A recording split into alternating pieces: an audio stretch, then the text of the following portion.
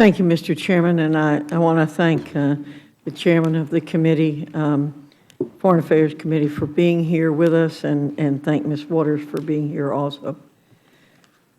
Mr. Chairman, most of us here today agree the United States cannot tolerate a nuclear regime in Iran. Unfortunately, President Obama and his allies have spent the past 2 months vilifying as warmongers those who are deeply concerned, as I am, that this deal may postpone but will not prevent Iran from gaining nuclear weapons. That is unfortunate rhetoric from those who themselves stated, if you like your health care plan, you can keep your health care. Before the final deal was announced, I spoke on the House floor about my concerns that inspectors from the International Atomic Energy Agency would have limited access to key sites under untenable bureaucratic terms. Given what we know about the text of the deal itself, from the text of the deal itself, what we've learned about the agreement between Iran and the IAEA, these concerns are well-founded. In addition to allowing Iran to continue and enhance its nuclear capabilities, this deal lifts crucial economic sanctions, allowing billions of dollars to flow into the Iranian economy.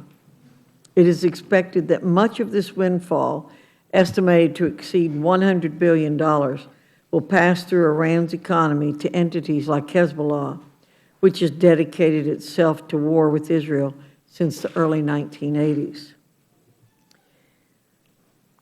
Mr. Royce, your discussion with the Chairman makes it clear a wealthier, more militarized Iran poses a significant threat to the stability of our allies in the region, especially to our friend Israel. Given the Ayatollah's continued public incitement of violence against Israel, what steps can Congress take in tandem with disapproval of the joint agreement to bolster Israel's security and stability in the Middle East? Well, Representative Foxx, let me share with you my concerns in terms of what I saw up close on the basis of Iran's transfer. I think your microphone needs to be. On the basis of Iran's transfer of military capability to Hezbollah. In 2006, when I was chairman of the terrorist subcommittee, anti-terrorism subcommittee, we were in Haifa when it was being shelled by the Hezbollah regime. And at that point, Quds forces were on the ground. Iranian forces were assisting. They maybe had 10,000 rockets and missiles in the inventory. In Haifa, they were slamming these missiles. Each one had 90,000 ball bearings into the center of town. There were 600 victims in the trauma hospital. So when we talk about how are we going to prevent Iran from building on the tragedy that we've already witnessed, the first question is this. We've already shown an incapacity to stop Iran from transferring what was 10,000 rockets and now is 80,000. But this is the recent statement that the Iranian government has made.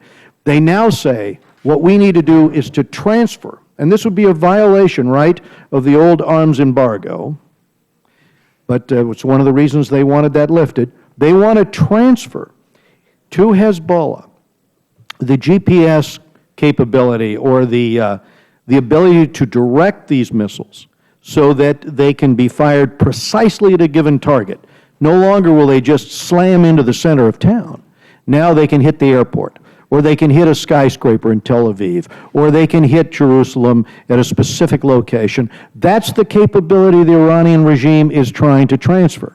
It's hard to do it when you don't have the resources, but boy, if you lift $100 billion worth of money that's held in escrow, and that goes into the hands of the IRGC, then they're going to have that capability. They've also, it was reported in the Wall Street Journal, Iran is looking to rebuild the tunnels. Now, myself and Elliot Engel were in one of those tunnels. There were 33 of them that have been discovered.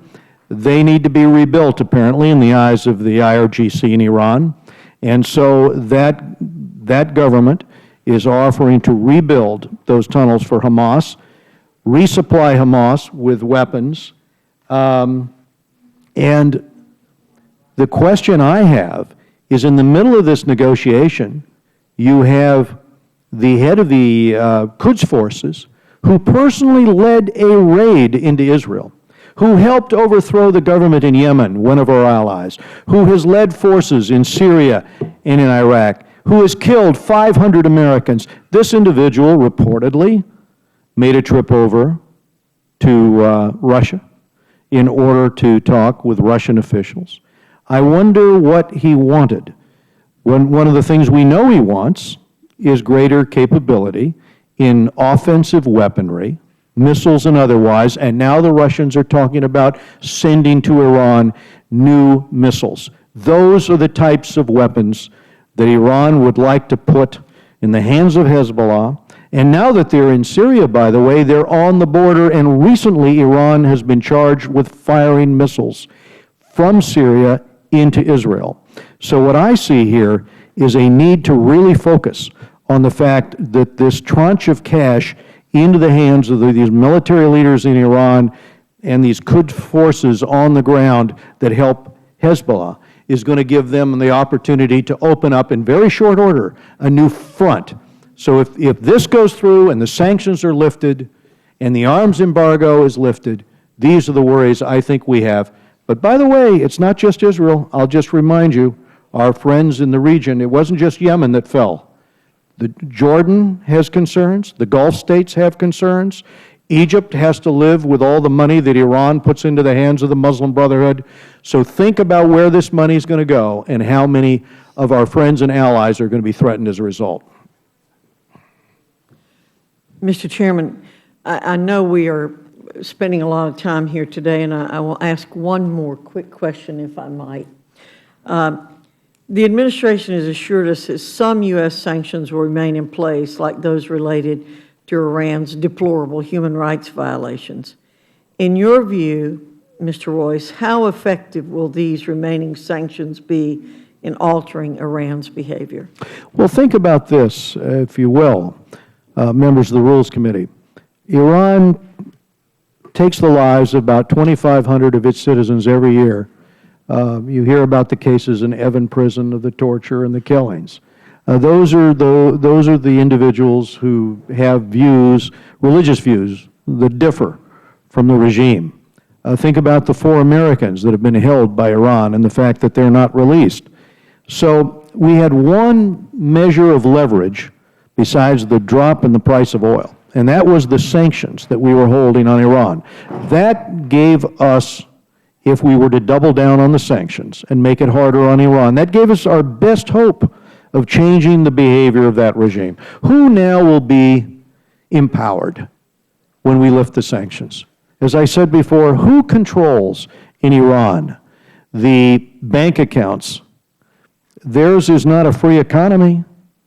The Ayatollahs, the clerics, and the commanders of the IRGC, of their military, are the ones that control the major companies, because after the '79 revolution, they were transferred to those individuals.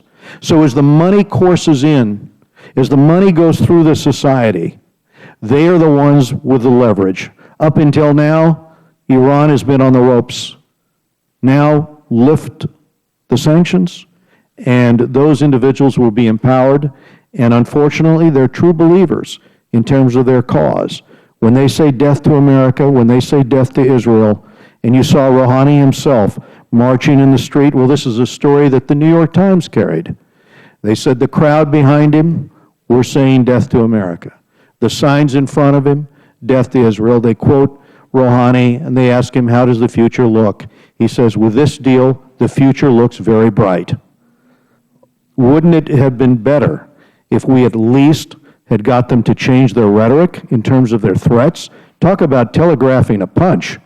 I mean, the Iranian regime has been very clear in terms of its objectives since 1979, and the neighboring countries can attest to the fact that they're not only destabilizing the region, they have very real designs on what they would like to do in those neighborhoods in terms of sowing terror, and they've proved that they can do it whenever they can get their hands on hard currency. They're going to have a lot more hard currency, unfortunately, if this deal goes through. Thank you, Mr. Chairman. Mrs. Slaughter, you're recognized.